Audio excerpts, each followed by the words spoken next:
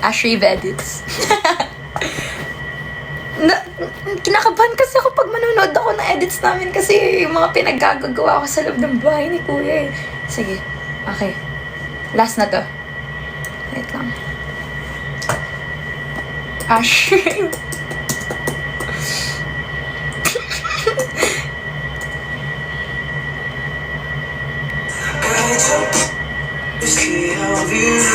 Ay!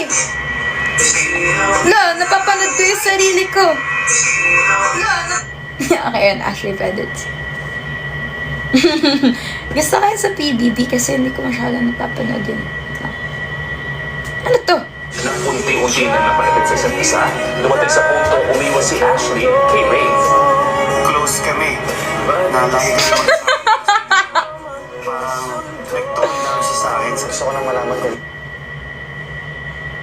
Hindi ko kaya panoorin. Nahihiya ako.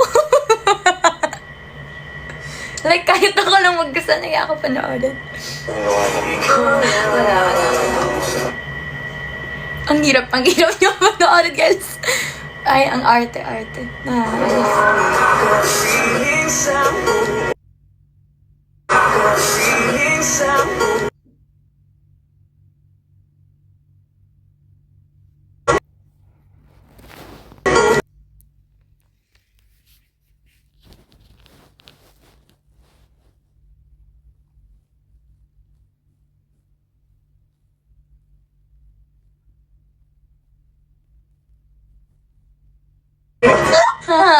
Tingin na arte. Ano to? Minsan hinahanap ko. Gusto ko lang bakit.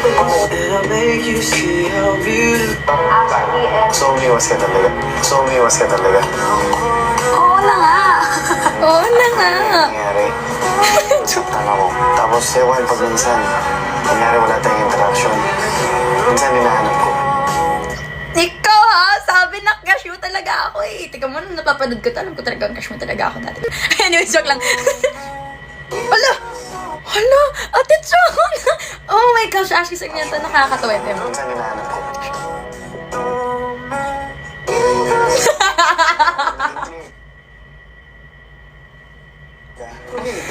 Wow! Yun talaga yun eh, kung magiging clear ka, magiging clear din ako.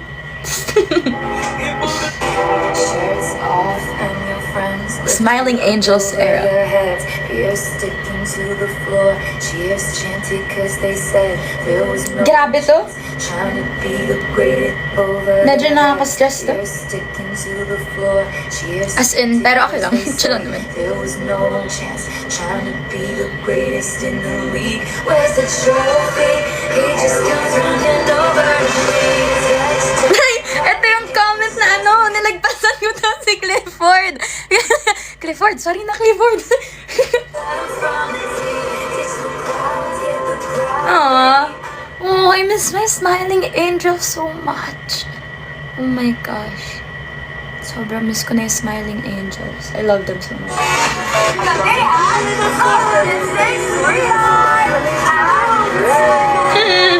Pwede ko pong makaduo. Kasi Ashley ko yan. Kaya na si Miguel, rinig yung wow.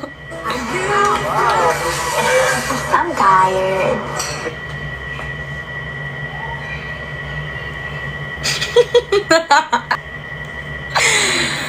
Ay, dun niya na talaga malalaman na hindi ko na naiisip yung sa outside world na hindi ko man na naiisip na mapapanood pala yun ng nanay ko, ng mga kapatid ko.